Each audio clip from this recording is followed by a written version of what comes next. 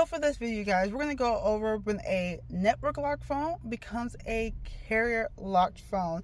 And the only reason we're going to go over this little quick video is because when I do my next video on how to network unlock a phone, this is going to apply for some of you guys out there. Not for everyone, but for some of you guys, this could apply, and maybe some of you guys don't know this, so I'm going to be the one to bring it to you. A network lock phone and a carrier lock phone are essentially the same thing, but when a certain situation applies, then they become two different things. So recap real quick what a network lock phone is. A network lock phone is a phone locked to a particular phone carrier that cannot be used on any other phone carrier. For example, let's say this phone is locked to T-Mobile. Therefore, I can't use it on Verizon. I can't use it on AT&T. Does AT&T still exist? I don't fucking know. But I cannot use it on no other phone network because it is locked to the T-Mobile network. So now this is when that change come into play. Network locked phone becomes a carrier locked phone when it's going to be used on the same network. For example, Verizon and Xfinity, two different phone companies completely. The one thing these two have in common is the Verizon network that they're both used. And we're going to pretend that this is a Verizon phone and it runs on the Verizon network.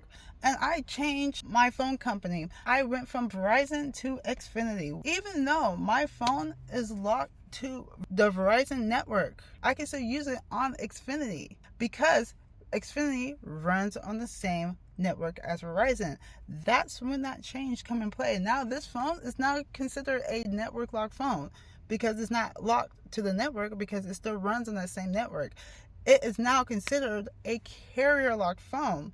And the only reason it's considered a carrier locked phone is because I went from Verizon to Xfinity, but Xfinity still runs on the same network as Verizon. Just because I can now still use my Verizon phone on Xfinity because it runs on the same network, I still cannot use it on no other network because it is still locked to the Verizon network. The only difference is I'm with Xfinity, so it's not network locked to me, it's just carrier locked. So in order for me to use this phone on any other network, I have to get this phone unlocked from the carrier, which is Verizon. Let's use a different example. MetroPCS and T-Mobile, they both run on the T-Mobile network. Let's say I'm with MetroPCS.